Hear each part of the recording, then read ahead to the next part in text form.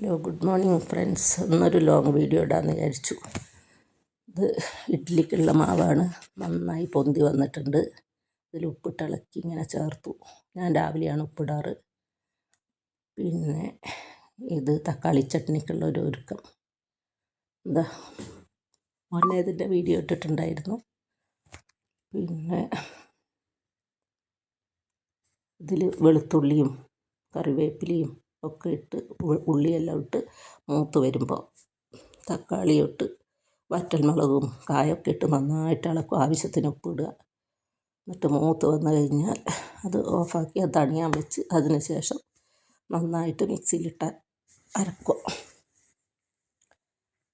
ഞാൻ വെളുത്തുള്ളിയും കായൊക്കെ ചേർക്കും. കായം ചേർക്കുന്നത് നല്ലതാണ്.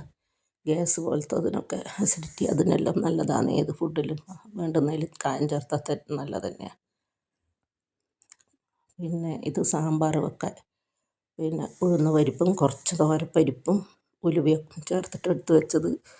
ഇത് തോരപ്പരിപ്പ്. പിന്നെ സാമ്പാറിൻ്റെ കഷ്ണങ്ങളൊക്കെ കഴുകി വെച്ചിട്ടുണ്ട്. പിന്നെ ഇത് ചട്നി അരക്കാൻ ഇഡ്ഡലി ആയി കഴിഞ്ഞു.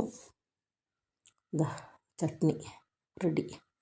ഇത് സാമ്പാറിന് തേങ്ങ വറുത്തരക്കാൻ വേണ്ടിയിട്ടുള്ള ഇത് കുഞ്ഞുള്ളി, ചുവന്നുള്ളി, വെളുത്തുള്ളി എല്ലാം ഇട്ട് കറിവേപ്പിലയും എടുത്ത് വെച്ച പരിപ്പ് കുറച്ചുള്ള ഉഴുന്ന് പരിപ്പും ഉലുവയൊക്കെ ചേർന്ന് എടുത്ത് വെച്ചതും കൂടെ ഇട്ട് തേങ്ങയിട്ട് മൂപ്പിച്ചെടുത്തു. അതിൽ കായവും ചേർത്ത് ഇതിനി തണിഞ്ഞ് കഴിഞ്ഞാൽ ഒന്ന് അരക്കുക വേണ്ടത്.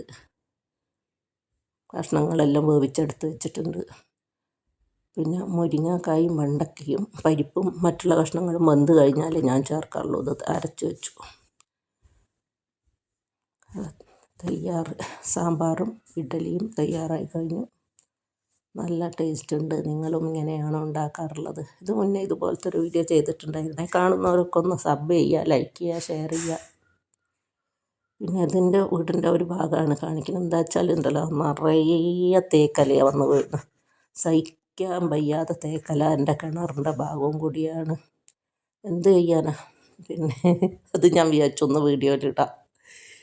പിന്നെ വീട്ടിൻ്റെ മേൽഭാഗത്തെ റൂമിൽ വരെ മേലെ എത്തുന്നുണ്ടത്. കിണറിൻ്റെ നെറ്റ് ഒരു വർഷം 2 എണ്ണം മാറ്റിയാലും പോരാ. ഈ തേക്കിൻ്റെ പൂവ് വരെയും ഒക്കെ മേലത്തെ റൂമിൽ വരെ എത്തും. ഇത് ഒരു കൊല മൂത്ത് വന്നിട്ടുണ്ട്. പിന്നെ പുല്ലൊക്കെ നന്നായിട്ട് വളർന്നു വന്നിട്ടുണ്ട്. എല്ലാം ഇനി ക്ലീൻ ആക്കണം. പേരക്കുട്ടികളൊക്കെ ഇപ്പോൾ പോയിട്ടേ ഉള്ളൂ.